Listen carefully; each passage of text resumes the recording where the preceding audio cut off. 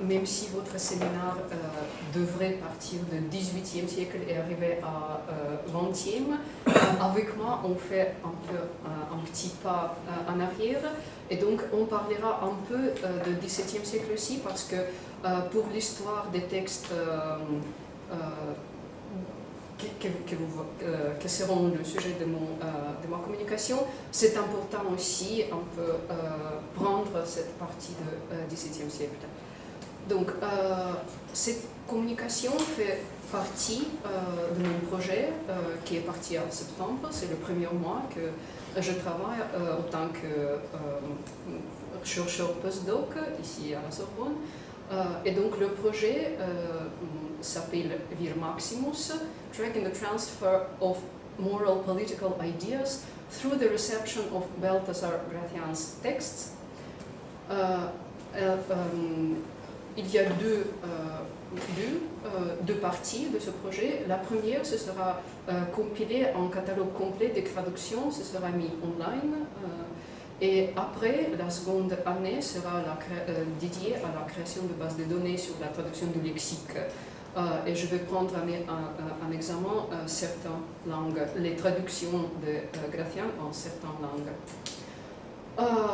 Quelques petites informations au sujet de Balthasar Gracian. Ceux qui s'occupent de la littérature espagnole le connaissent très bien, mais je comprends que je suis maintenant parmi des slavistes, et donc c'est un personnage qui peut-être est un peu moins connu. Donc il était jésuite, il a enseigné dans les collèges des jésuites en Espagne, il n'a jamais sorti de l'Espagne, mais ses textes oui. Il a occupé pendant une petite période le charge de confesseur de l'histoire d'Aragon. Cette personne-là, Francisco Maria Carafa ou Carafa, duc de Nocera, il était un Italien de Naples, et donc c'est aussi grâce à lui que Balthasar Gracian a connu profondément pas seulement la culture littéraire espagnole et latine, mais aussi la culture italienne. Il a publié certaines œuvres laïques, c'était quelque chose de absolument interdit dans l'ordre des jésuites, et donc il a utilisé le semi-pseudonyme, il les a publiés sous le nom de son frère Lorenzo. Et donc, on va voir, ça sera important dans un certain moment. Il a publié cette œuvre-là. Il y a une œuvre seulement, El Comulgatorio, qui a les contenus qui sont plus ou moins religieuses. Tout le reste sont des œuvres absolument laïques. Et donc, depuis la publication de dernier tome de El Criticon, qui est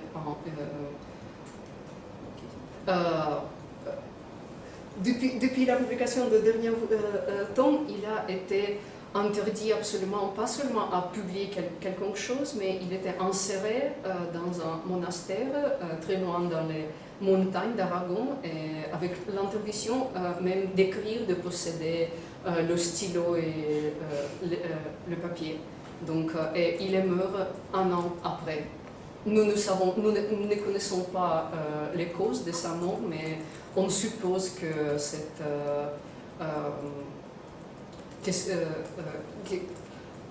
permanence si humiliante dans le monastère de ce monastère a compromis sa santé. Donc ici juste un aperçu pour vous donner une idée de style et de genre de la plupart de ses œuvres.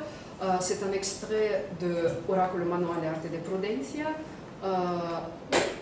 J'ai mis ici la traduction de Amelot de Laussay, c'est la traduction la plus connue, soit de Oracolo Manuale, soit de quelconque œuvre de Gracian. Donc Amelot, comme on va voir, il a aidé aux œuvres de Gracian d'être diffusées partout dans le monde. Et donc, ici l'original espagnol. Le style d'AMLO est un peu différent du style espagnol, des styles de l'original, parce que les phrases de l'AMLO sont beaucoup plus claires, beaucoup plus longues aussi, pendant que Gracián est beaucoup plus hermétique, et donc il peut sauter souvent de certains mots que à nous peuvent paraître importants, mais il supprime les articles, il peut supprimer le sujet de la phrase ou le verbe principal.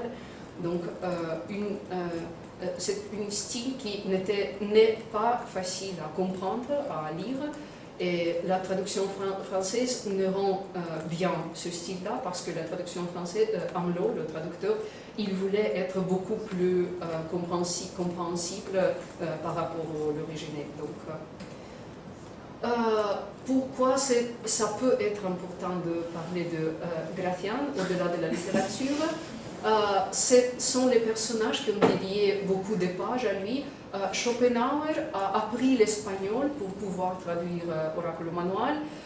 Lacan et Yankelevitch ont écrit quelque chose sur lui en raisonnant très profondément de certains textes de Gracián. Et Silvio Berlusconi a publié la dernière traduction italienne, et il a même écrit une préface. Et comme je dis souvent quand je dois parler de ça, cette préface est tellement mal écrite qu'on est sûr que c'est vraiment lui qui a écrit cette préface. La diffusion de Gracián due surtout à son second traducteur français, mais pas seulement. Comme vous voyez, c'était commencé déjà dans le XVIIe siècle, mais ça continue encore, et les traductions sortent partout, et les langues dans lesquelles on peut lire Gracián aujourd'hui, vous trouvez ici, peut-être c'est un peu trop petit, mais qui les voit bien peut trouver ici, par exemple, les choses les plus exotiques comme japonais, hongrois, chinois, catalan, estonien, islandais, kazakh, slovaque, slovène. Et il y a même une traduction en espagnol. C'est très curieux parce que ce texte espagnol a été traduit à partir de textes anglais. Parce que l'espagnol de Gracián est si difficile pour les lecteurs espagnols aujourd'hui qu'on a pensé que c'est nécessaire l'adapter en cette manière.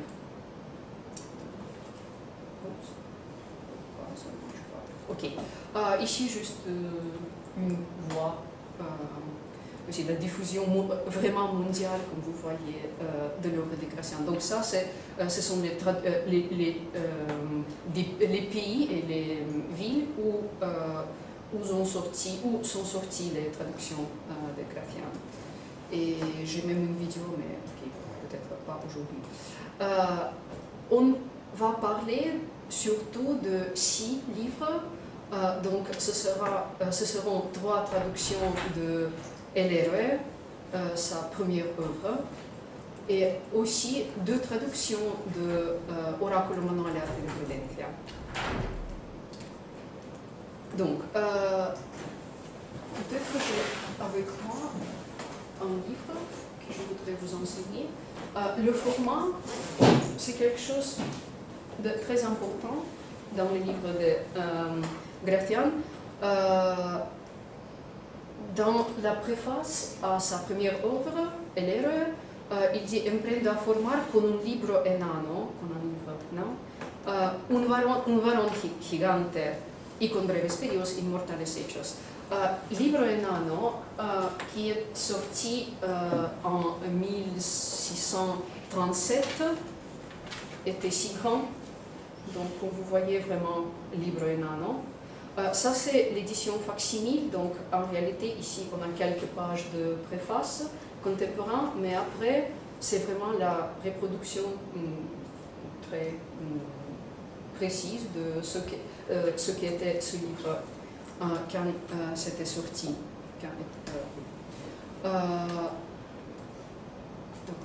Oui, une autre citation que je voulais vous enseigner avec deux traductions françaises. Para esto forjé este espejo manual de cristales ajenos. Espejo manual, c'est un miroir de poche, mais comme vous voyez, la seconde traductrice, elle a fait sa traduction dans 2009, si je me souviens bien, il le pense comme espejo, comme ça a été une virgule ici, espejo manual de cristales ajenos, mais non, c'était vraiment le miroir de poche, forgé des vers des autres gens, parce qu'il cite dans LR plusieurs écrivains et plusieurs politiques, les grands hommes du passé. Donc il dit qu'il utilise les cristales ajenos, mais pour donner ces miroirs de poche, parce qu'on peut l'avoir avec soi et donc consulter en quelconque moment. Donc déjà ici, en comparant ces deux traductions, vous pouvez voir que les traductions peuvent avoir des différences vraiment très grandes parmi eux. Et aussi une autre raison pourquoi je voulais vous enseigner cette phrase, c'est parce que si on ne sait pas, si on ne considère pas le vrai format de ce livre quand c'était sorti, on ne peut pas comprendre certaines phrases que nous trouvons au-dedans. Ici, quelques exemples en espagnol.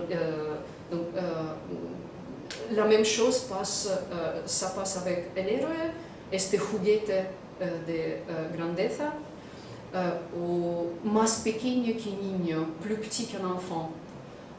Et donc ici, si on sait le vrai format de cette édition, on comprend.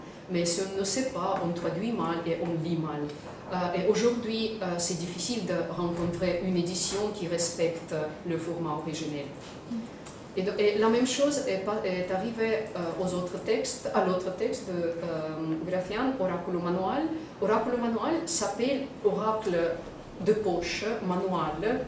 C'est quelque chose qui peut rentrer dans la main. C'est l'étymologie du mot manuel en français aussi. Et donc, si on sait que Oracle Manual aussi avait si petit format, on comprend pourquoi dans Approbation, ce tome, Gabriel Hernández dit « En tan poco cuerpo, dans un corps si petit, tanta alma, beaucoup d'âme, une âme si grande ». Quand j'étudie la réception de Gracián, parce que ça c'est le sujet principal de ma recherche, comprendre combien ça change d'un siècle à l'autre, d'un pays à l'autre, et ici quelques exemples très évidents de comment pour comprendre cette différence, c'est nécessaire aussi d'étudier les aspects que normalement on n'étudie pas, donc pas seulement le texte. Par exemple, ici, en étudiant les couvertures des traductions allemandes, on peut voir, surtout en les comparant aux éditions russes, comment ça change. Donc en Allemagne, la réception de Gracián, c'est surtout philosophie, pendant que en Russie, ça a pris à la fin du XXe siècle cette direction très étrange qu'on est arrivé même à l'astrologie. Et donc, quand j'examine une traduction, je dois examiner tous les aspects, même les aspects les plus formels, les plus extérieurs, que normalement on ne considère pas. Ou par exemple, c'est un autre exemple de l'importance des informations qu'on peut avoir dans le XXe et XXIe siècle en regardant même l'extérieur du livre. Ici, on comprend seulement, regardant ces images-là, que cette traduction de Christopher Maurer, c'est la mère des trois autres. Donc on retraduit Gracián parce que existe cette traduction faite en Amérique. Et même la traduction espagnole, déjà en regardant l'extérieur du livre, on comprend que c'est la retraduction du livre américain. Donc ça, c'est le XXe et XXIe siècle, quand on a les couvertures si différentes, avec des images qui nous disent quelque chose. Ça, c'est pour dire que peut-être maintenant, dans le XXIe siècle, il y a une évolution de la lecture de Gracián qui nous permet de revenir au format originel, parce qu'aujourd'hui, quand on lit une des éditions numériques qu'on peut trouver sur Amazon, par exemple, il y a beaucoup de textes de Gracián qu'on trouve sur Amazon dans l'édition Kindle ou juste PDF, donc on peut lire Gracián avec son smartphone, et moi je dois faire ça parfois. Et donc, une fois, j'ai compris qu'en réalité, c'est comme revenir au format originel, parce que, encore une fois, on recommence de mettre Gracián dans sa poche. Mais en revenant dans le XVIIe et XVIIIe siècle, excusez-moi, il y a une erreur dans le numéro, mais vous comprenez, ça c'est XVIIIe. Je vous prie de m'excuser. Et donc, quand on analyse une édition du XVIIe et XVIIIe siècle, on a beaucoup des éléments que normalement les chercheurs qui s'occupent de la réception de Gracián ignorent, ne prennent pas en examen. Et moi, de plus en plus, je comprends que c'est vraiment quelque chose que nous fait comprendre pourquoi ce livre a été traduit à un certain moment dans un certain pays par une certaine personne. Et donc, tous ces éléments qui peuvent paraître secondaires, en réalité, peuvent donner les informations centrales qui autrement manqueront. Donc, on commence avec les trois traductions de L.R.R. de ce livre-ci. La première traduction, c'est à Paris, 1645. Le traducteur Nicolas Gervais est presque inconnu, je dis presque parce qu'on sait que quelques informations de lui, on voit déjà ici sur la page des titres, médecin ordinaire de roi. Et après, dans la préface, il raconte quelque chose de soi-même.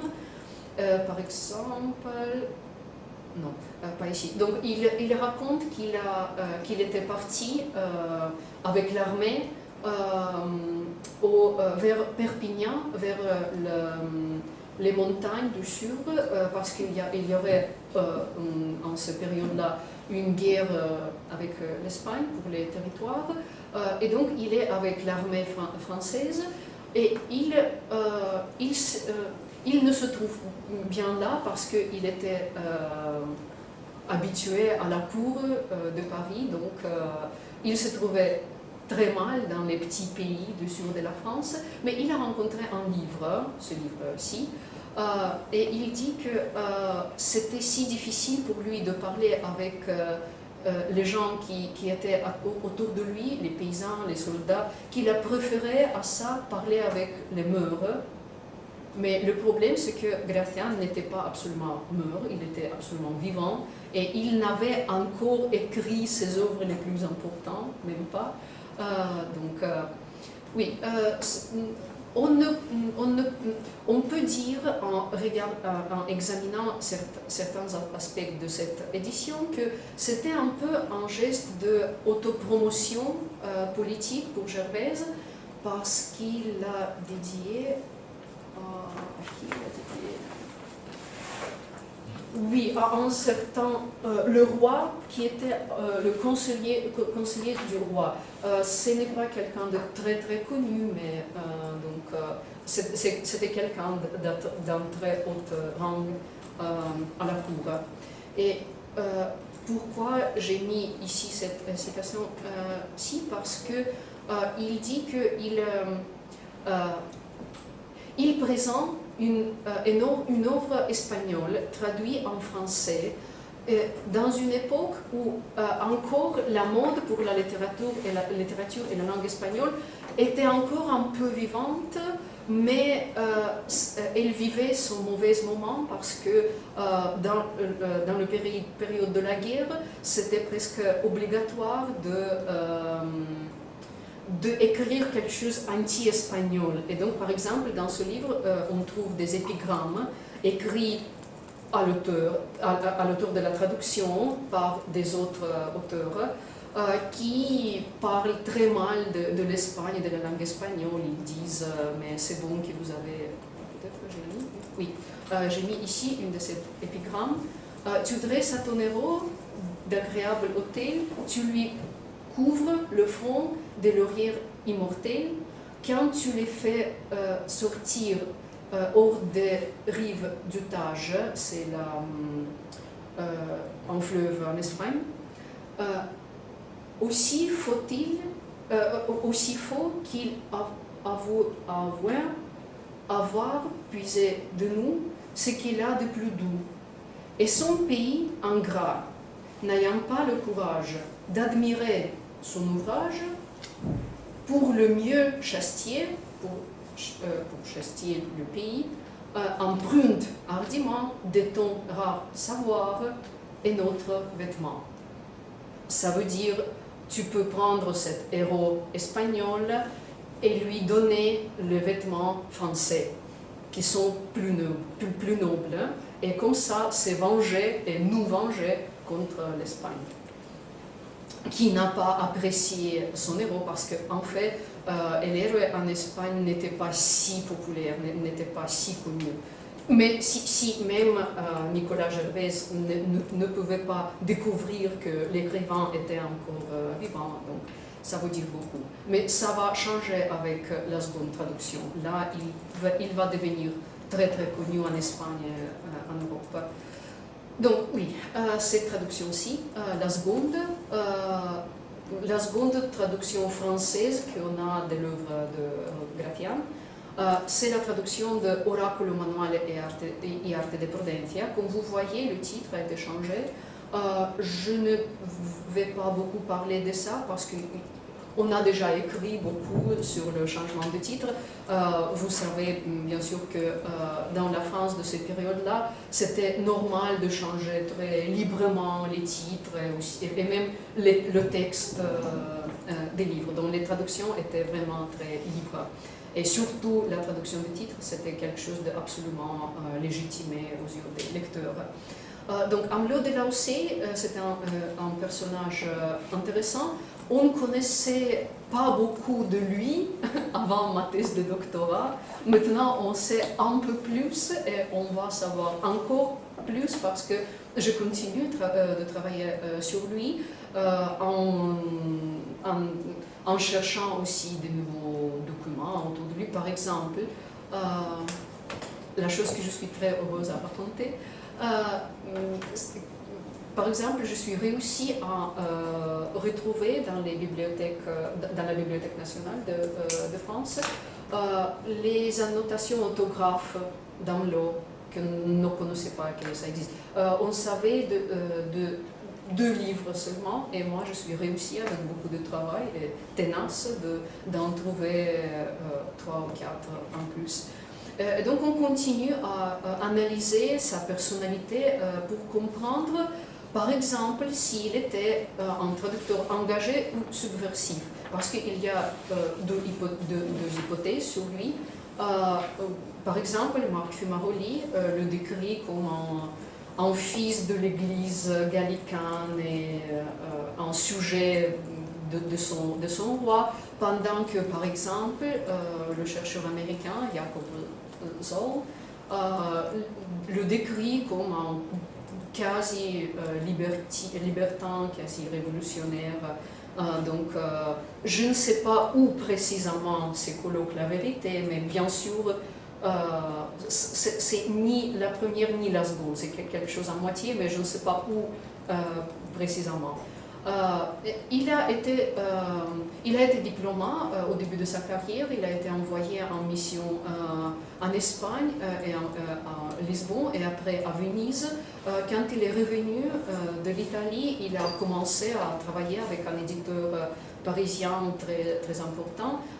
Il a préparé beaucoup de traductions, surtout de l'italien, surtout les ouvrages historiques et politiques. Par exemple, il a traduit beaucoup des œuvres de théologiens italiens, Paolo Sarpi, qui a écrit beaucoup des œuvres importantes pour la polémique entre le gouvernement de Venise et, on peut dire, le gouvernement de Vatican. Et donc, Amlo de Laussé était très intéressé en œuvre de Paolo Sarpi. Il avait le projet de traduire tout ce qu'il avait écrit, mais il n'est pas réussi. Et après, il avait un grand intérêt en Tacite, l'historien latin, roman, et il a traduit quelque chose de lui. Et dans 1684, il publie cette œuvre-là, la plus ambitieuse de son œuvre, autant que traducteur ou rédacteur. On voit déjà de la page de titre que l'édition a été très bien faite. Ici, on peut voir, et c'est même très complexe. Donc, pour ce livre-là, c'est probable qu'il a contacté, il a contacté un autre éditeur. Il ne pouvait pas travailler avec Frédéric Léonard. Il y a toute une histoire très intéressante et très drôle qu'il a connecté au Léonard, mais pas pour cette fois. Pour éditer Long de Cour, il a choisi un éditeur qui, à cette époque, n'avait pas édité presque rien, mais après, il va devenir très actif.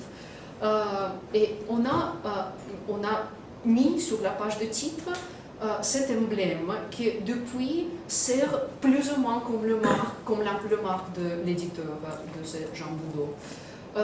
Et avec ma directrice de recherche ici, Mercedes Blanco, on est en train d'analyser toutes les images qui accompagnent ce livre-là. Donc ici, je peux dire, par exemple, si vous voyez, Hic Orbem, Immeritem, il y a un emblème de soleil, que comme vous savez, c'était le symbole de Louis XIV. Ici,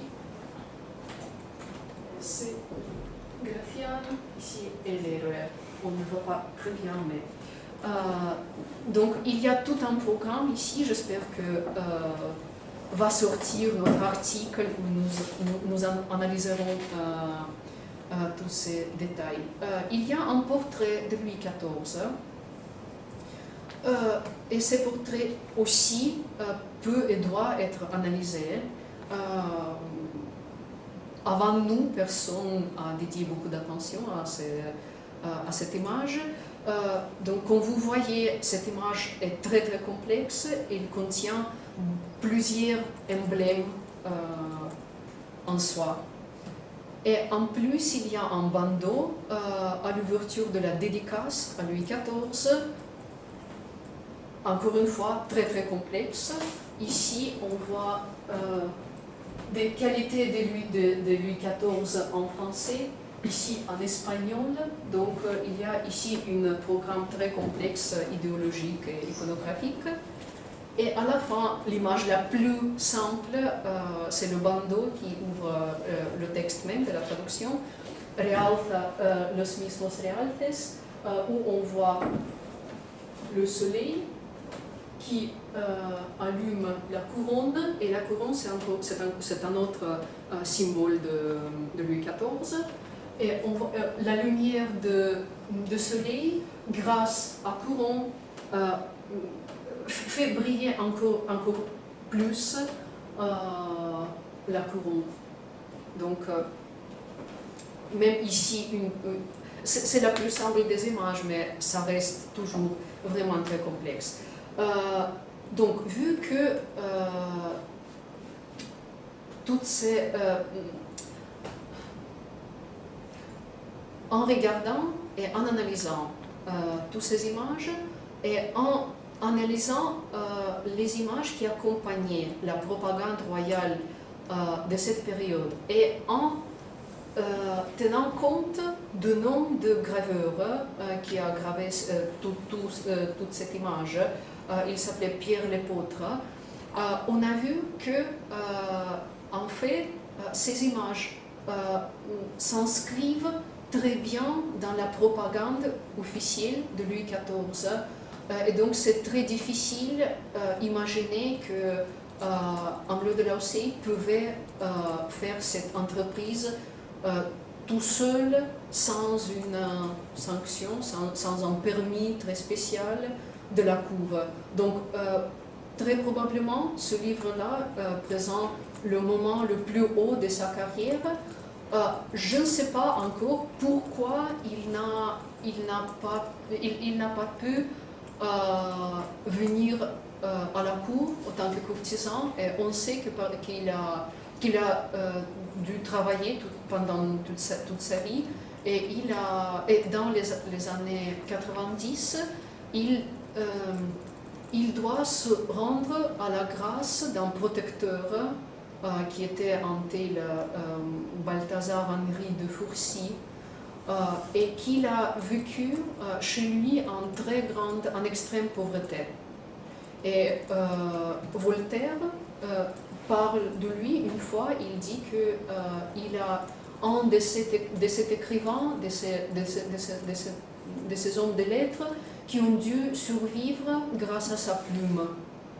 Donc, vraiment, pour Amelot, toute cette entreprise si solennelle n'a pas devenu en fait de carrière, mais ça était bien sûr conçu au terme de carrière près de la cour. Donc, ce texte-là, image de Pierre Lepôtre. Ce sont les autres gravures, de même gravure des images précédentes, pour vous faire voir que vraiment ici, ça c'est un almanach, c'était une espèce de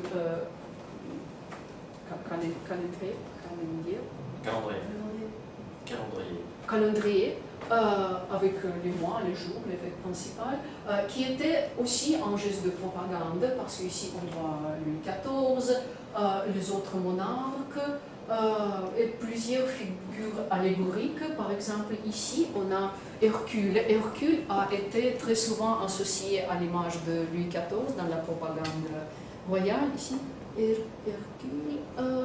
Ok, je ne me souviens pas très bien ce qui est écrit ici, mais en tout cas, c'est pour donner une idée de. Et ça, c'est une autre entreprise de Pierre Lepôtre. C'est une gravure qui enseigne la statue de Louis XIV avec toutes ces entreprises les plus importantes pendant son royaume. Donc vraiment, Amelot ici travaille avec les gens qui sont très connectés avec la cour, qui sont des artisans de la propagande.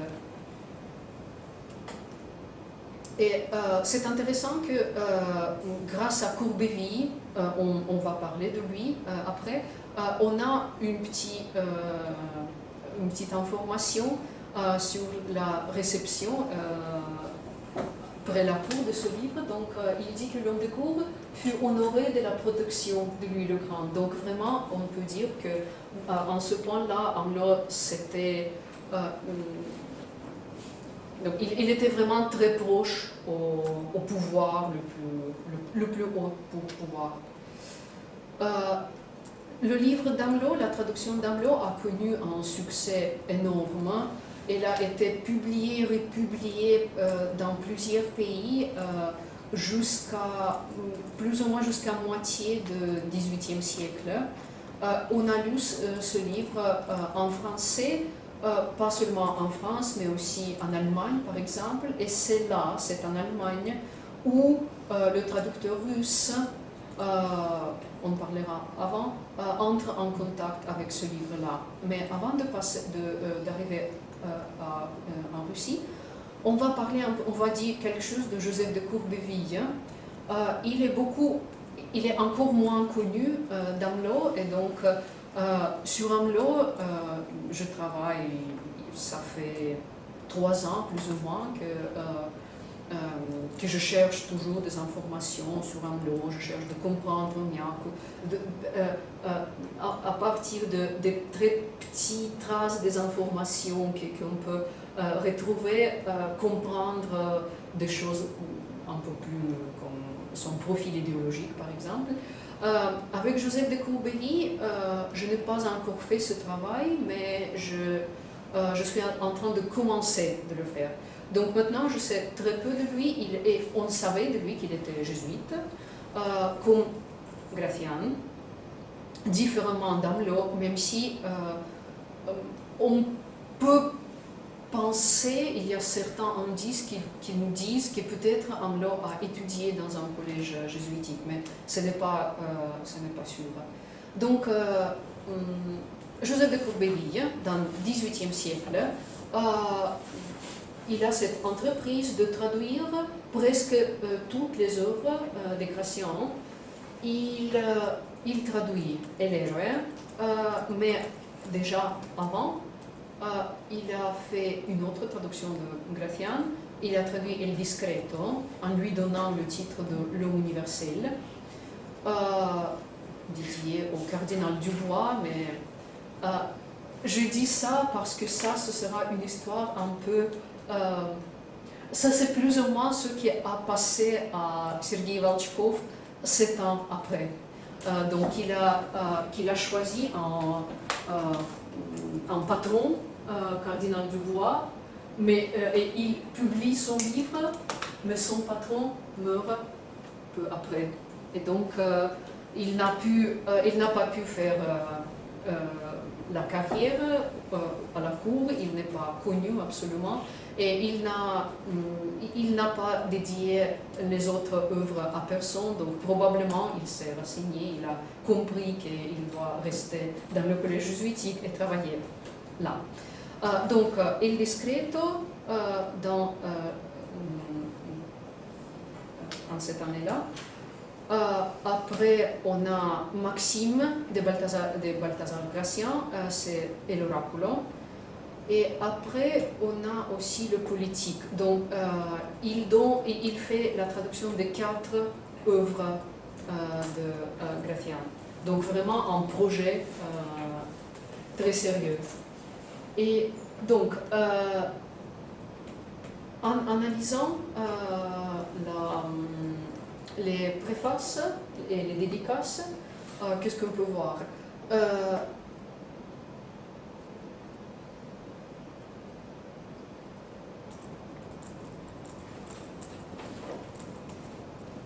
que j'ai mis cette citation ici? Je vais me souvenir. Donc, Philippe IV, le sujet.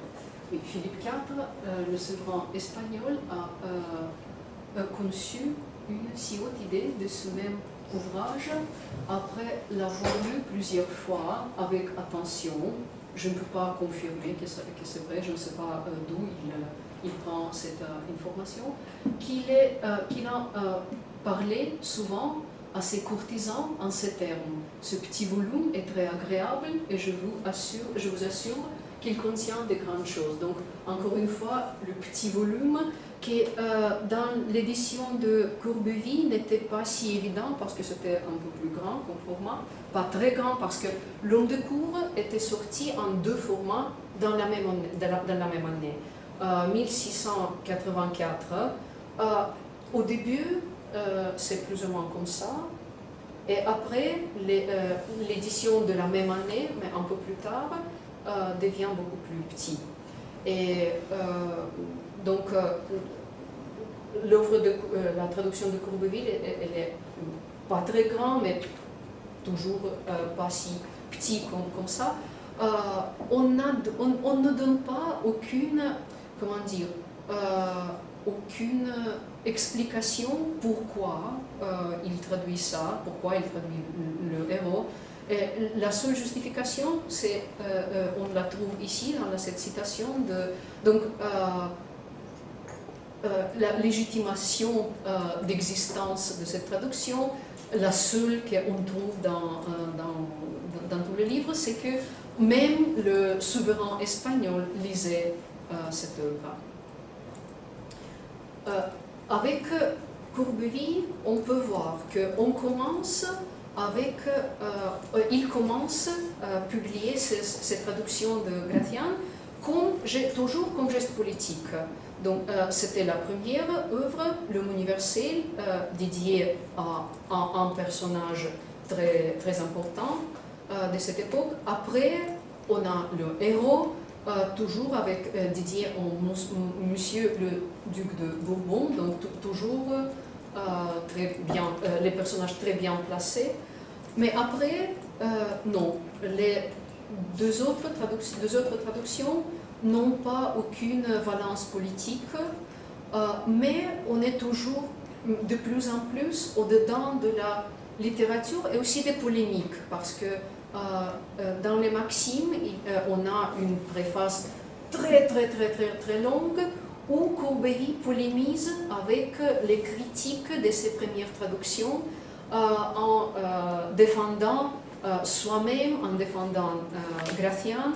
Et donc on peut dire que son ouvrage quitte le domaine de la politique et se trouve de plus en plus dans le domaine de la littérature en soi. Et donc on ne regarde plus les souverains, les patrons, les mécénats, on regarde juste les autres citoyens de la République de Lettres. Et la même chose passe en Russie, mais un peu plus tard. Donc, dans les mêmes années où Courbevielle passe de la politique à la littérature, en Russie, on est encore dans la politique. L'histoire de l'édition de la première traduction russe de Oracle Manual, le titre est Придворный человек, qui est la traduction du titre français, L'homme de cour, qui avait donné un mot de Lausset à sa traduction. Ce livre est conçu sur la trace, on peut dire, de l'œuvre de Hamelot, pas seulement comme le texte, mais aussi comme le geste politique. Parce que c'était un don, le manuscrit de cette traduction a été donné à une impératrice, mais pas à Елизавета Petrovna, mais à Anna Ivanovna. Donc, parce qu'on a on sait ça aussi à partir de la dédicace.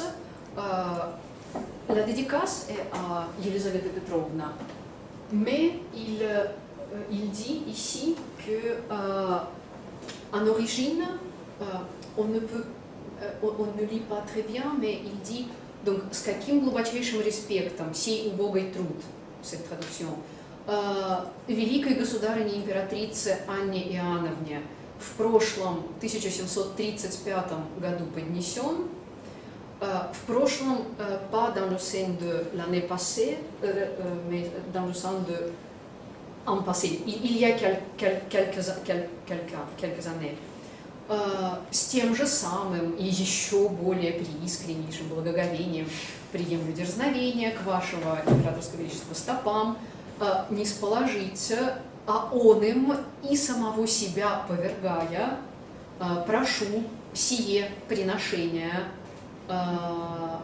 восприять, что за неизреченную радость почитать не перестану.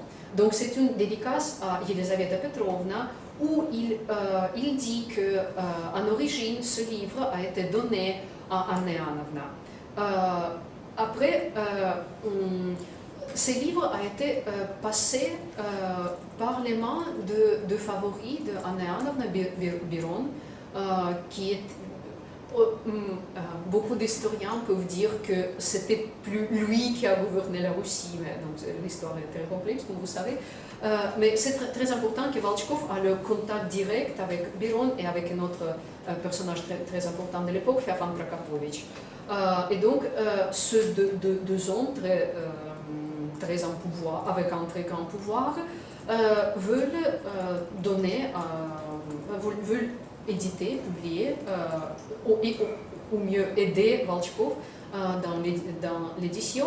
Mais le problème, c'était que la seule typographie qui était capable de publier le livre comme ça, c'était l'imprimerie de l'Académie des sciences, qui avait sa censure, une espèce de censure, un processus d'approbation de livres qui était très complexe. Et donc, pour pouvoir publier le livre, même si on avait déjà la grâce de Biron et de Feofan Prokopovitch, la permission de Feofan Prokopovitch et Biron, on a dû donner ce livre à Tridiakovsky, notre... Vous connaissez bien sûr Tridiakovsky, il est beaucoup plus connu que Volchkov. Tridiakovsky bloque la publication, il ne permet pas que ça soit publié, et après 2 ans, il publie sa propre traduction d'un œuvre qui ressemble beaucoup comme sujet, comme thème, comme idéologie à l'œuvre de Gratien, même si ce n'est pas le même niveau artistique, parce que Oraculum Anale, c'est un œuvre vraiment de très haut niveau littéraire, et la véritable politique des personnes de qualité, qui était le livre qui a traduit Tridiakovsky, oui, c'est sympa, mais bon, ce n'est pas une grande œuvre littéraire. Et donc, Volchkov ne peut pas publier ça. Après 4 ans, Tridiakovsky a des grands problèmes avec l'Académie, avec la Cour, et donc il n'a plus le pouvoir sur ça, et il n'a pas plus le pouvoir dans l'Académie. Et donc là, Volchkov, enfin, peut commencer le processus de publication. Le problème, c'est que cette même année, Anne Ivanovna meurt, et donc ce n'est pas possible. Il a réussi à arriver à une nouvelle impératrice, Anna Leopoldovna, et donc il a publié au début, il a commencé à publier son livre avec la dédicace à Ivan Antonovitch et Anna Leopoldovna. Mais comme vous savez, la règne d'Anna Leopoldovna a été très courte, et donc c'est Elisaveta Petrovna qui arrive. Et donc, au cours de 2 ans, Volchkov a réussi à changer 2 fois le destinataire de sa traduction. Et donc, là, il a eu de la chance. Elisaveta Petrovna accepte, elle aussi, que ce soit dédié à elle. Et ce livre, on n'a pas plus beaucoup de données sur la lecture, la réception de cette œuvre en Russie. On sait seulement qu'on a la 2e édition de ce livre qui est pour le XVIIIe siècle. En Russie, c'est déjà une grande chose avoir la 2e édition d'un livre. Donc, l'Académie des sciences qui a publié cette seconde édition pouvait compter sur des lecteurs, sur des clients qui pouvaient acheter ce livre. Donc c'est un donné en direct qui peut nous dire que peut-être il y a eu un certain succès. Pas comme ceux de la traduction française, même pourquoi, je crois, Volchkov n'était si habile comme traducteur, parce qu'Amelot de Laussay, il a un style qui est très apprécié, qui a été très apprécié, qui est encore beaucoup apprécié parmi les chercheurs, au moins, pendant que le style de Volchkov, c'est un cauchemar. Souvent, on ne comprend pas ce qu'il voulait dire sans consulter la version française. Il n'a pas eu une une éducation littéraire très forte. Tridiakovsky, par exemple, en lisant la Истинная политика знатных и благородных особ, on voit très clair que oui, Tridiakovsky a volé l'idée à Volchkov, mais il l'a réalisé un peu mieux. Il était plus capable, il connaissait mieux sa propre langue, le français, pendant que Volchkov n'a pas fait des études spéciales. Il a appris le français quand il a été envoyé en mission diplomatique en Allemagne. Donc il n'a même pas eu, comme Tridiakovsky, le contact direct avec la France. Tridiakovsky, comme peut-être vous savez, a passé une période en assistant au cours à la Sorbonne, ce qui était la Sorbonne de ce moment-là. Donc vraiment, c'est un autre niveau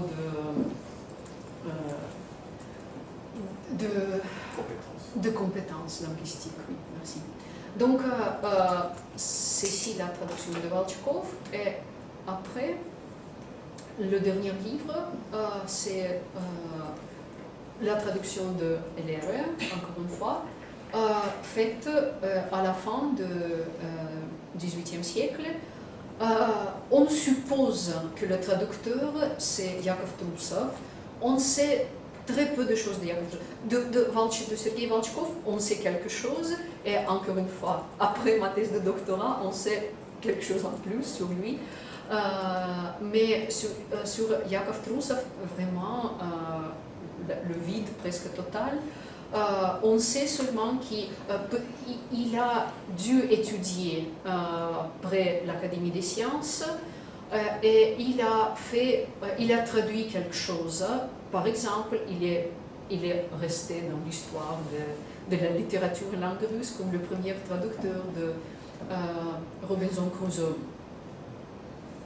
Mais là, encore une fois, on assiste à ce passage de la politique parce que toute l'entreprise de Volchkov, c'était clairement le geste de politique, l'espoir de faire la carrière au cours. Il n'est pas réussi. Volchkov est resté toute sa vie traducteur et éditeur aussi. Il a été aussi directeur d'une typographie, mais il a toujours eu des difficultés économiques, par exemple, on sait ça. Et donc, il n'a pas réussi de devenir un courtisan. Et sur Yakov Trusov, on ne sait presque rien, mais ce qu'on voit, c'est que c'est sûr qu'il n'y a pas de dédicaces, il n'y a pas il n'essaie pas de l'encadrer dans la politique de l'époque, donc c'est juste la traduction d'un livre qui peut avoir la valence historique, morale et littéraire. Donc là aussi, le passage de la politique à l'histoire. Juste pour dire ce qui est arrivé après, comme j'ai déjà dit, c'est la traduction de Hamelot qui a donné la gloire et la diffusion, l'énorme diffusion au livre de Gratien. Donc, on continue, il y a plusieurs traductions en France. On a traduit presque toutes les œuvres de Gratien en France. On a traduit quelque chose en Russie dans le XXe siècle. Par exemple, un traité de Gratien qui s'appelle Agudeza Arte de Ingenio, très complexe comme livre, a été traduit. La première traduction a été une traduction russe dans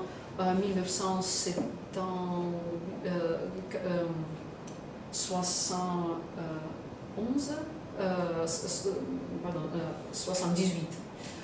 Et après, on a une autre traduction de l'Oracule manuel, et une traduction de El Criticon. Donc en Russie, on a une certaine réception de Gracian, mais dans le XXe siècle, c'était quelque chose d'absolument littéraire. On a lu ses œuvres comme quelque chose de très raffiné, un exemple très fin de la culture européenne.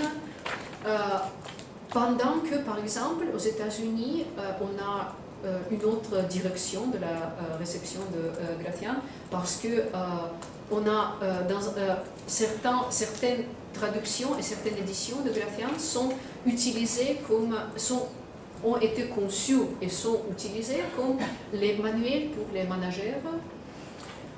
Et même en France, une traduction de Oraculo Manual fait par Benito Pellegrin, au début, elle avait le titre Manuel de poche d'hier pour les hommes politiques d'aujourd'hui.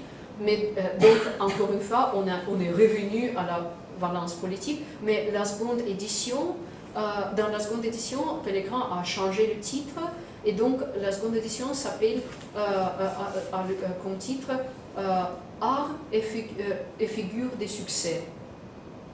Et même en Italie, par exemple, ça a été comme ça. Ça a été au début du XXe siècle, Gracian est arrivé en Italie sur l'onde d'intérêt vers Schopenhauer. Mais après, vers la fin du XXe siècle, la réception américaine est arrivée aussi en Italie et a influencé la lecture de Gracian en Italie. C'est peut-être aussi la raison pour laquelle Berlusconi a connu ce livre-là. Et donc, comme vous voyez, oui, il y a des...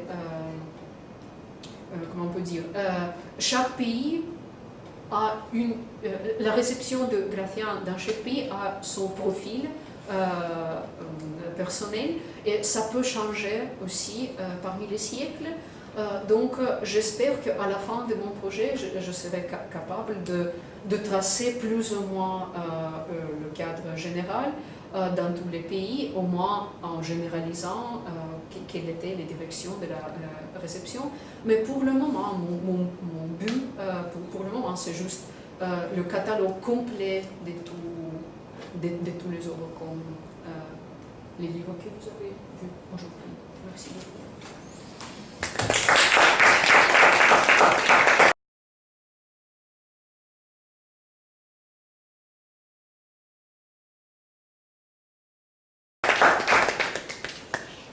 Merci Riva pour ce très intéressant exposé, très détaillé.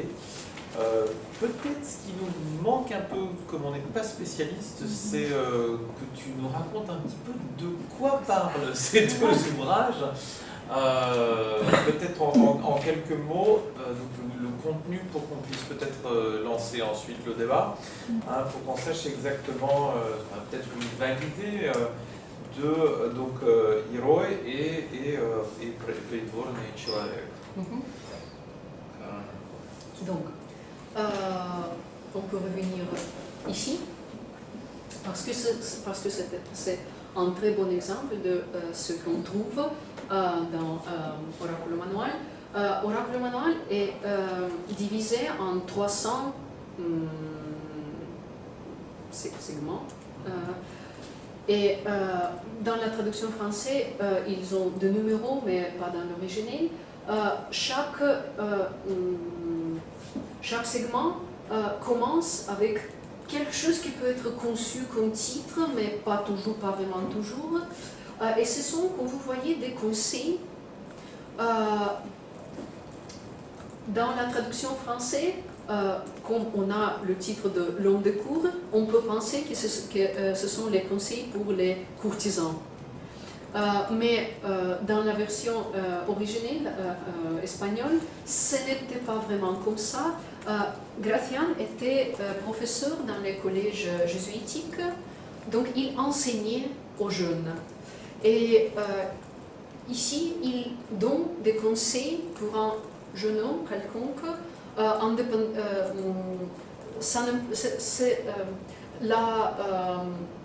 l'aspect social n'a pas d'importance. Quelconque peut devenir l'erreur. Quelconque peut devenir cette personne parfaite qui a pu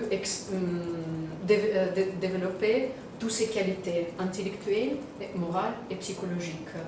Donc, dans l'oracle, surtout, il parle pas seulement et l'erreur, c'est surtout, oui, le manuel de comment doit être cet homme parfait, qu'est-ce qu'il doit faire, sur quoi il doit se concentrer pour arriver au maximum de ses capacités.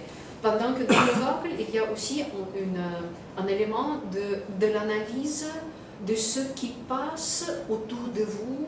C'est presque analyse psychologique, mais ce n'est pas vraiment analyse psychologique, pas dans le sens où nous pourrons le faire aujourd'hui. Par exemple, ici, il dit ne faites pas toujours les mêmes choses parce que les autres, en vous regardant, ne doivent pas comprendre très bien ce que vous étiez capable de faire, et donc il serait toujours déconcerté, donc un peu perdu, et comme ça ce sera plus facile pour vous de faire ce que vous voulez faire et d'avoir toujours l'image très bonne, une bonne position sociale, mais aussi de continuer à vous réaliser intellectuellement, psychologiquement et dans les actions aussi.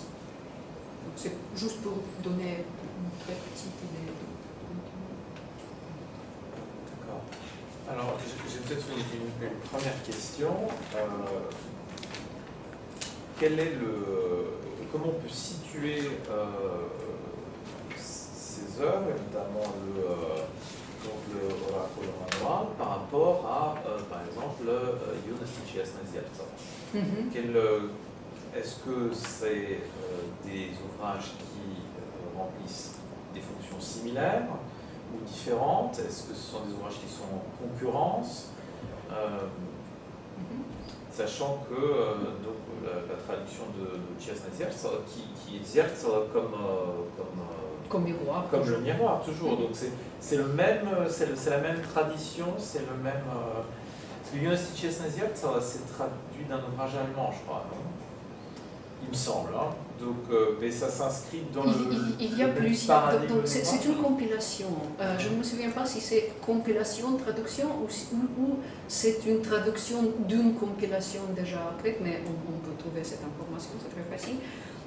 Donc, ils font partie de la même tradition, en partie, oui, parce que Gracián, il n'est pas seul. Il œuvre dans une tradition en la transformant en partie, mais pas complètement. Et il y a beaucoup d'influences, parce que, par exemple, il y a une influence de Machiavel, de Castiglione. Donc, Gracián, il sait très bien qu'il se trouve dans une tradition qu'il modifie en partie. Quand on passe en Russie, on peut dire que Юности честное зеркало, je dirais, mais je ne suis pas sûre, c'est plus pour les jeunes hommes, pendant que ça pouvait être l'intention initiale de Gracián, mais ce n'était pas lu comme ça. Donc en Russie, c'est déjà lu comme le manuel pour придворный человек, donc pour les courtisans. Et en plus, on peut dire que j'ai cherché de situer придворный человек dans la tradition des manuels moraux et comportementaux qui ont sorti en Russie au XVIIIe siècle. Mais j'ai vu que pour le contenu, c'est plus, s'approche pas à ça, parce que Юности честное зеркало, c'est le plus, on peut dire, le plus intellectuel, le plus social des manuels de ce genre, mais toujours il contient beaucoup de choses très concrètes, beaucoup de règles de comment se porter dans la société. Ici, on n'est pas à ce niveau concrète et physique. Ici, on est au niveau des stratégies psychologiques et de développement intérieur. Donc, c'est un niveau de réflexion beaucoup plus haut. Et du coup, je l'inscris plutôt dans une autre tradition, dans la tradition de littérature de la cour, qui a cherché de créer Trediakowski avec Jezda Ostrov-Ludwig. Donc c'est enseigner aux nouvelles nobles la culture galante. Ok, dans le cas de Trediakowski, c'est plus l'amour. Ici, c'est plus la politique. Mais donc, c'est ça. D'accord. D'autres questions? Oui. J'aurais deux questions. La première, c'est, disons, par exemple, ce que je vois ici sur l'écran, est-ce que c'est pas quelque part un manuel de mystification? Un peu, oui. Un peu, oui. Plutôt dissimulation. Dissimulation, c'est... Oui. On a écrit beaucoup de ça. Dissimulation chez Gratien, oui, oui. C'est vraiment ça. Je le découvre. Et par ailleurs, vous avez dit à un certain moment que c'est quelqu'un qui s'occupait du laïcisme, qui était laïque. Les œuvres étaient laïques. Est-ce que j'ai bien compris? Alors, de quel point de vue il était laïque? Comment il était anti-religieux tout en étant religieux? Non, non, non. Donc, il était jésuite. Oui, ça j'ai compris. Il devait obéir à la règle de l'ordre. La règle de l'ordre disait pas des ouvrages laïques et pas les ouvrages sans la permission des supérieurs. Donc ce qu'il fait, il publie les ouvrages laïques en utilisant le nom de son frère, pas le propre, parce qu'il était bien conscient que c'était quelque chose de pas légitime. Ça n'était pas permis. Et il a payé à la fin de sa carrière plus ou moins pour ça. Pas seulement pour ça, mais aussi pour ça. Merci. Moi j'ai une question très bête, mais j'ai vraiment pas compris, parce que j'ai mal écouté. Non, parce que je parle très mal. Non. Pas du tout. C'est Schopenhauer qui m'intéresse. Pourquoi Gracian est revenu avec Schopenhauer au début du XXe siècle? Vous avez dit qu'au début du XXe siècle, il y avait une onde d'intérêt pour Schopenhauer, et du coup Gracian est revenu. Schopenhauer s'était intéressé de Gracian. Il a rencontré quelque chose qui lui semblait quelque chose de commun, de ce qu'il-même voulait dire. Donc il a même appris l'espagnol pour pouvoir traduire Oraculo Manual. Il le fait. Du coup, il a fait ça. Il a donné sa propre traduction de l'Oraculo. Ça a été publié après sa mort, mais comme l'attention vers Schopenhauer était très intense, donc beaucoup de gens qui s'intéressaient de Schopenhauer ont arrivé à s'intéresser de Gracian aussi. C'est ce qui est arrivé en Italie, mais même en France, parce qu'au début du XXe siècle, les nouvelles éditions de L'Homme de cour sont faites par les gens qui étaient les lecteurs passionnés de Schopenhauer. Et en Russie, où quand même il y a eu des lecteurs fervents de Schopenhauer. Donc, en Russie, il y a eu des lecteurs de Schopenhauer, oui. Si on a des lecteurs de Gracian, je n'ai pas aucune information sur ça. On n'a pas fait traduction, c'est sûr. De retraduction, puisqu'il y a eu la traduction de... Mais par exemple, ça arrive que, par exemple, en Italie, il y a des gens qui ont lu la traduction allemande de Schopenhauer, mais après, pour traduire Gracian, il utilise la version originelle. Donc, lire quelque chose grâce à Schopenhauer, c'est pas nécessairement traduire à partir de textes allemands. C'est un peu plus complexe parfois. Donc, en Russie, moi, je n'ai je n'ai pas trouvé des mentions de Gratian pendant le siècle d'argent. J'ai trouvé quelque chose, on sait seulement que Assarguin, Mikhail Assarguin, il a été, lui, le lecteur de Придворный человек, plus que Gratian, et il a écrit quelque chose à propos de ça. Sinon, la réception de Gratian, sinon les traductions faites par Evgenia Lysenko, rien de rien, au moins je ne suis pas à connaissance. Et dans le 19e siècle, on a quelques mentions très ridiculisantes de Придворный человек. On fait de la satire sur le texte de Придворный человек. Mais si, peut-être on peut trouver quelque chose. Peut-être c'est moi qui manque d'informations. Mais la satire sur Придворный человек dans des œuvres littéraires ou dans des œuvres à caractère politique? Oui, dans les œuvres littéraires. J'ai donc quelques citations dans ma thèse de doctorat. Par exemple, une fois, je ne me souviens pas, si c'est Bulgarine ou un de ces Simkovski, je ne me souviens plus. Trop d'informations. Mais on parle par exemple d'un personnage qui veut lire quelque chose, qui cherche quelques livres pour juste comme ça pour passer son temps, et on lui dit mais on a ici par exemple Придворный человек, et lui on dit on a Splunul z dosady, donc quelque chose d'absolument. Et Zagoskin, une fois c'est Zagoskin, et l'autre fois je ne me souviens pas qui c'était. Mais donc on a deux citations négatives de Придворный человек du 19e siècle. C'est déjà considéré comme une œuvre littéraire, enfin, mauvaise, mais littéraire, et non politique dès le 19e siècle. Je ne crois pas que ce soit par rapport à Gratian lui-même, c'est par rapport à la traduction. Par rapport à ce que c'est que la littérature au 18e siècle, et le romantique, quoi, et le style. Voilà, surtout si c'est Balchkov, c'est ça, qui avait un style. Oui, peut-être je vous devais donner quelques extraits de Balchkov, oui. Excusez-moi, je n'y ai pas pensé. Merci beaucoup. Oui, pardon. Oui, j'ai une autre question. Quel était le destin de l'œuvre de Balthazar Gracian en Espagne? Comment changeait la réception en Espagne? Est-ce qu'il était oublié et il était toujours là? Parce que l'histoire d'Espagne est assez difficile, ça changeait beaucoup.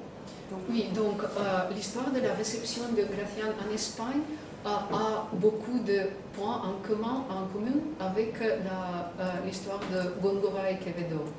Parce que, et en général en Europe, la littérature espagnole de Siglo de Oro, la littérature espagnole baroque, a connu un certain succès, mais après on arrive dans, par exemple déjà la deuxième moitié du XVIIIe siècle,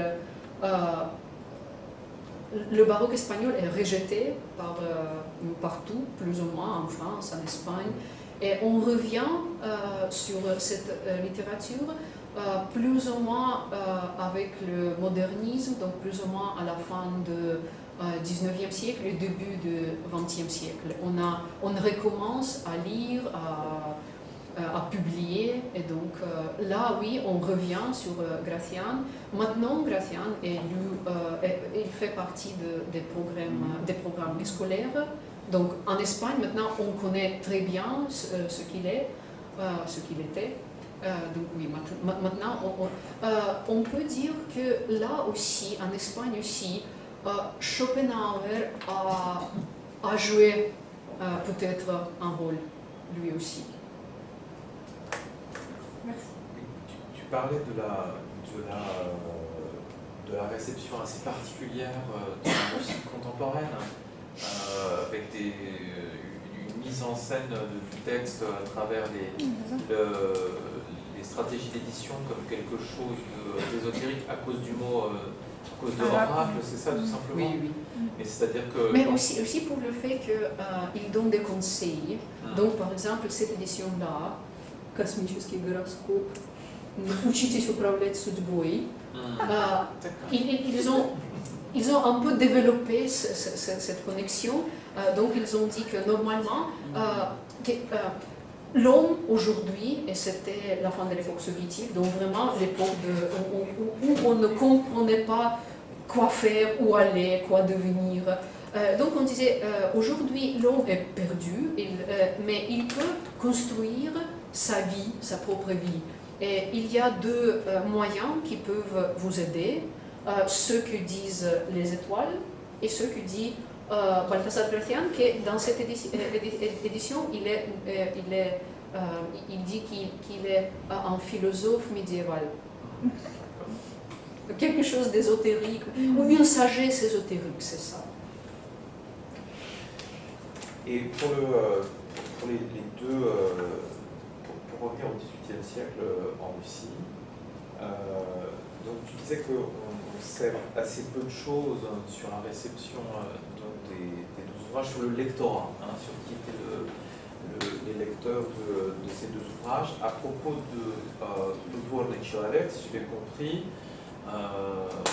donc ça peut compléter des manuels d'éducation en étant des manuels de politesse dans le sens de politesse de cours, et en même temps que ça apprend, comme on l'a vu, à déjouer les stratégies de ses ennemis éventuellement.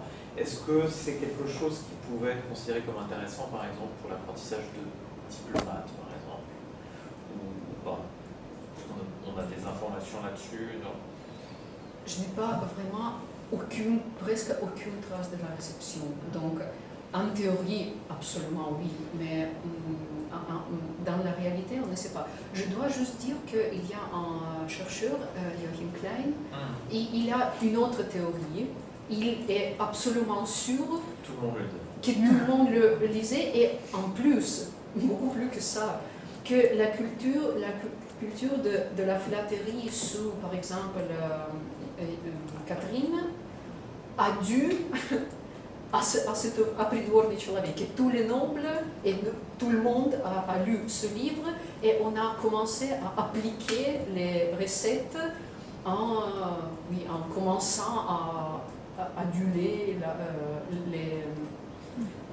les gens qui avaient le pouvoir, surtout l'impératrice, mais pas seulement ça. Le problème, c'est lui aussi, il n'a aucune information réelle de quelqu'un, au moins d'une personne qui le cite, donc il y en a vraiment très peu. Alors, je reviens à ma première question. Est-ce que, il doit y avoir évidemment plus d'informations sur les publics et l'utilisation en France, est-ce qu'on sait si l'homme de cour peut être utilisé pour former des diplomates? Et ma question est liée à la Russie, puisque beaucoup de diplomates russes viennent se former en France, notamment à Strasbourg notamment. Donc, ici c'est un peu plus facile de répondre, un peu plus facile, parce que du coup, Volchkov a découvert ce livre dans un contexte diplomatique. Parce que l'homme de cour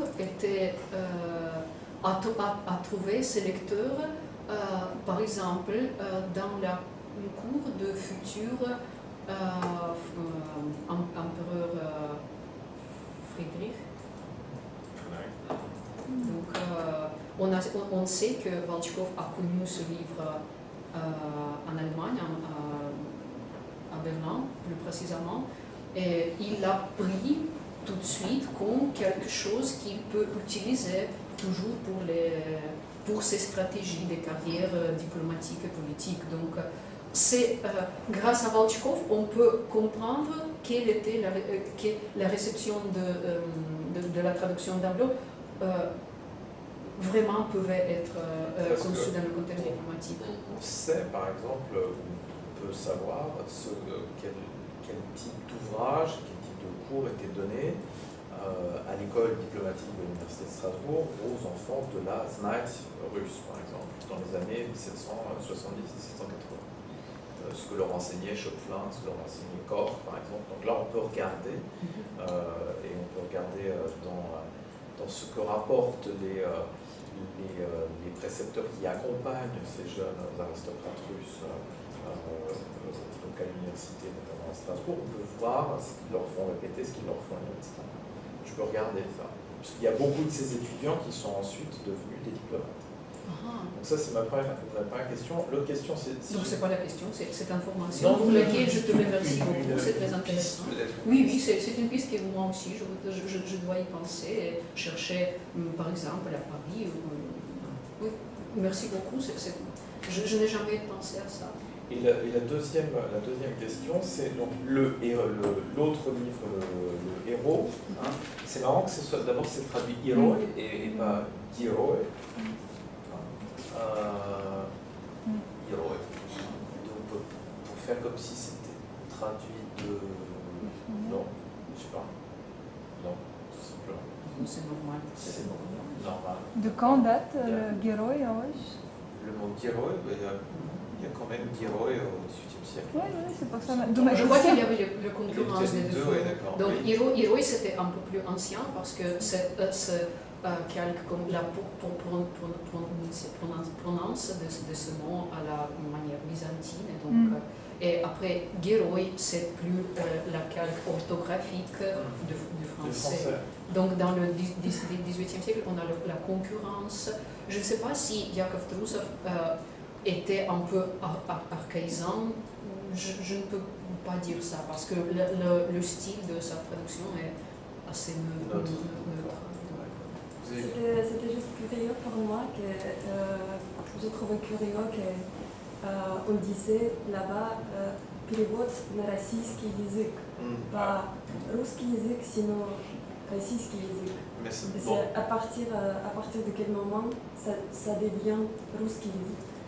C'est pas une question à laquelle je peux donner Ouais. une réponse. C'est une question très intéressante que tous nous. Les deux sont utilisés pour ce qui est de la langue et de la littérature. Les deux sont utilisés alors, justement de manière concurrente au XVIIIe siècle.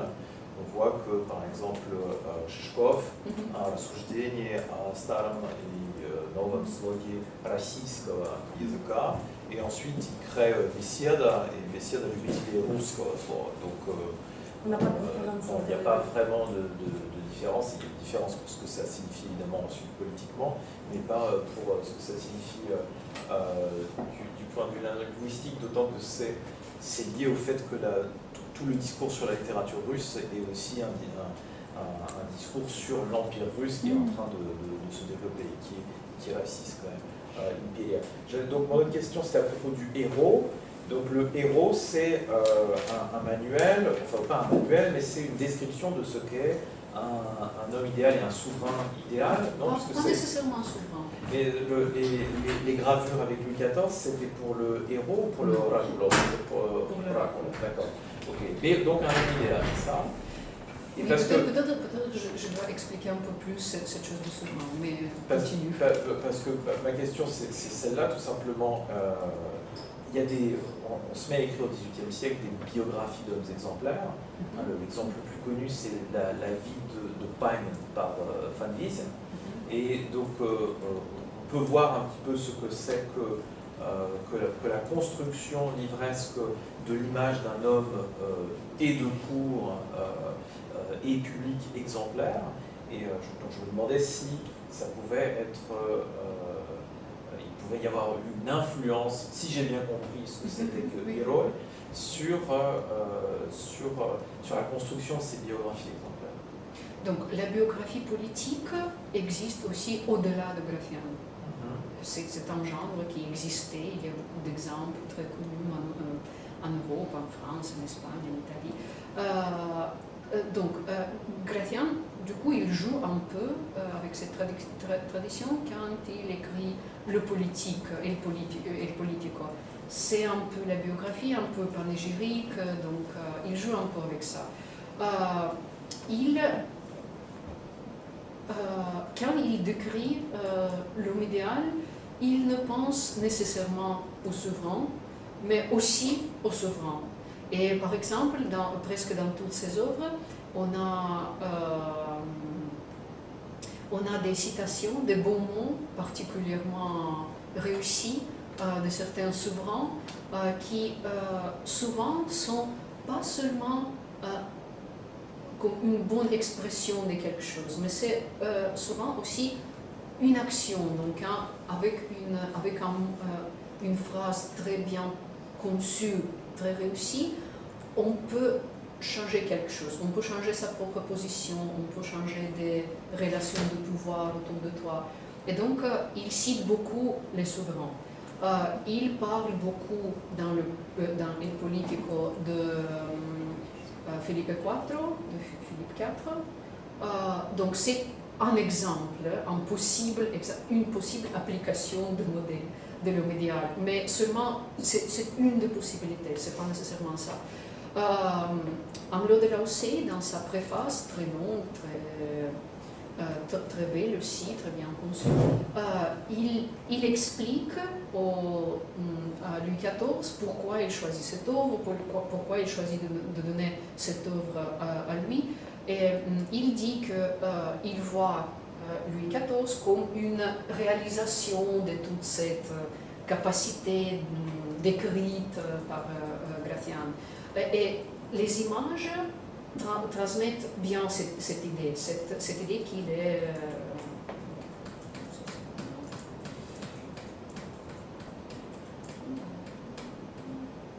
ici. Et encore plus ici. Donc, Amelot crée une relation très stricte entre le modèle idéal présenté par Gratian et Louis XIV. Mais l'idée de Gratian, ce n'était pas nécessairement quelque chose connecté à la souveraineté. Du coup, quelconque personne qui a doué d'esprit, de bon entendement, si cette personne travaille sur soi-même, peut arriver à non. Mais pas seulement ceux qui sont nés dans une maison royale. Et dans les éditions russes, il n'y a pas toute une iconographie comme ça donc, qui ferait office de j'espérais que personne me faisait cette question-là.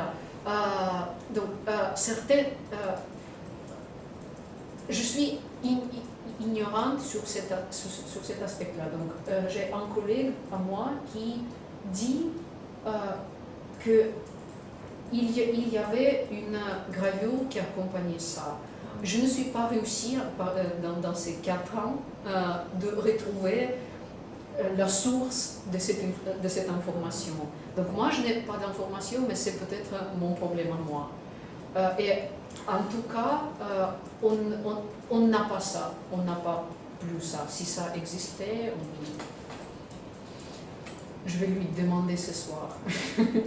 Où est-ce que tu as trouvé cette information sur la gravure de Anne Annovna? Il a dit que le manuscrit a été accompagné par le portrait allégorique de Anne Annovna. Je ne sais pas réussi à rencontrer... Non, absolument. Non, dans les éditions, on n'a rien, ça c'est sûr. La seule chose... Donc je peux répondre pour les éditions parce que malheureusement, je ne peux pas... J'aurais dû, mais je n'ai pas la possibilité physique de travailler dans les archives russes.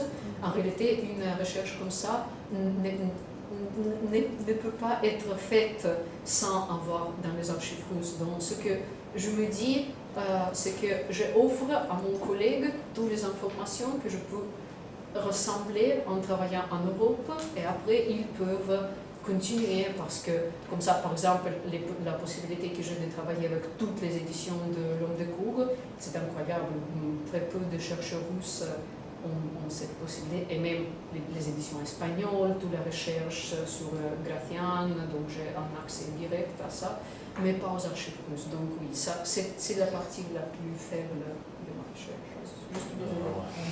Moi, j'ai une idée par rapport à ça. Disons, d'un côté, c'est quelque part un manuel parfait courtisan de l'homme supérieur et tout, mais pour Volkov, ça n'a pas marché. C'est quelque chose de profondément ambigu. Oui, mais même pour Amelot, ça marchait juste à un certain point. Et pour Courbéville, ça n'a absolument pas marché. Donc, l'histoire que je vous viens de raconter, c'est l'histoire des succès littéraires et des cauchemars de carrière. Donc, personne ici a réussi à construire une bonne carrière. Peut-être parmi tous les gens que j'ai nommés aujourd'hui, Trediakovsky peut-être un peu plus, mais toujours, on sait la fin de Trediakovsky n'était pas si bon. Donc. Le livre traduit par Trediakovsky, c'est La véritable politique des personnes de qualité. Истинная политика знатных и благородных Ça, c'est un ouvrage français. C'est un ouvrage Oui. français. Oui. Presque anonyme. Il y a des hypothèses sur l'autorité, mais rien de sûr. Ok, merci. D'autres questions? Non? Remarques? Non. Bon, merci beaucoup, Eva.